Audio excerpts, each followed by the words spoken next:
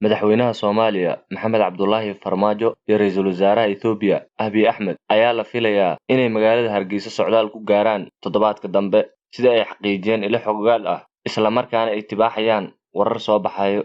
Socdaalka labada mas'uul ayaa la sheegay inuu ka dhashay kulankii toddobaadkii hore ku dhex maray magaalada Addis Ababa. Labadan mas'uul warar kale ayaa sheegaya in baarlamaanka Somaliland ay arrintaasi fadhi ka yeelan doonaan isla markaana ka doodi doonaan arrinka. Madaxweyne Farmaajo iyo Muuse Biixi Cabdi ayaa dabayaaqadii isbuucii dhammaaday ku kulmay Addis Ababa, mana jirto war murtiyeed ay labada dhinac ka soo saareen kulankaasi.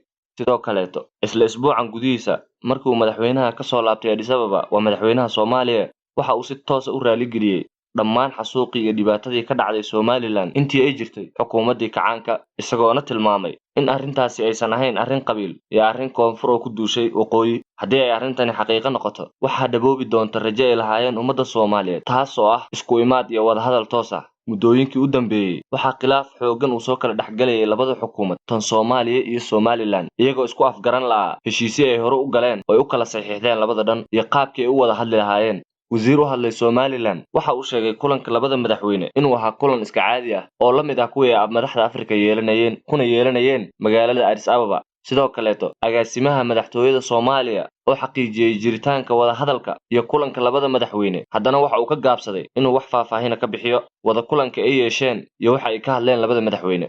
ilo ku dhow madaxweynaha Soomaaliya iyo Villa Soomaaliya ayaa xaqiijiyay warkan sheegay in madaxweynaha Soomaaliya uu dhowaan booqan doono magaalada Hargeysa. Lama oga qorshaha uu u tagi doono iyo sababta keentay inuu tago iyo xaqiiqada arrinkan iyo sida ay Somaliland u aqbali doonto socdaalkan. Laakiin wixii faahfaahin oo ka soo baxa warkaas insha Allah halkan xogaha media ayaad kala socon doontaan.